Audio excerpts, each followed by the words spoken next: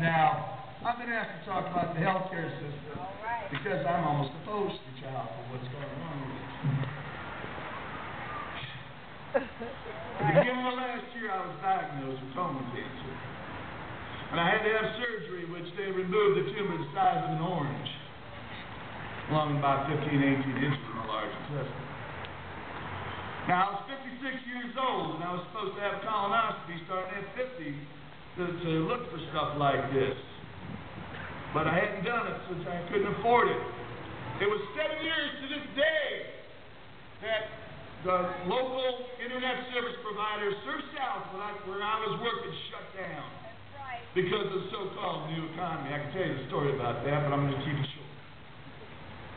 That was 7 years ago. Well, found out what having gray hair does for you. Looking for a job at 50 years old.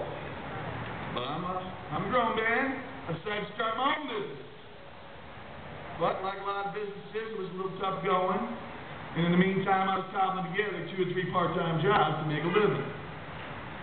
And let me tell you, 2 or 3 part-time jobs is not a good full-time job then. Right.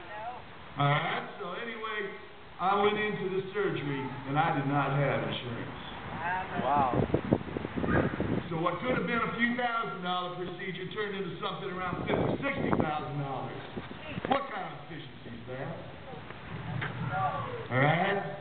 So now I'm pretty much underwater and bankrupt, and taking and the bills for it are eating up all my life savings and my income. Now I want you to look at me and multiply me by about 1 million people, because that's how many other people last year were in the same boat as me. Over 1 million people last year filed bankruptcy because of medical bills. And there are neighbors of ours here in Valdosta and Lowndes County and the areas around us that are in the very same boat that I am. I'm going to tell you another quick story. Good friend of ours, same boat as me. Self-employed, professional. Business was dying down. A little was having a hard time, so he put off getting care because he couldn't afford it.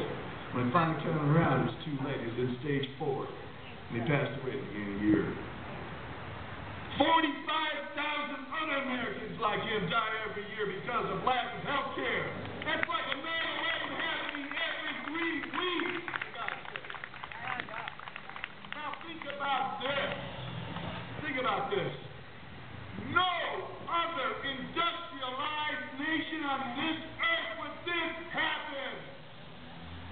In every other industrialized nation, you can walk into a doctor's office or be hospitalized, and you do not have to worry about the cost or going bankrupt and being ruined because of it. In those countries, healthcare is recognized as a right, and it ought to be in this country if President Obama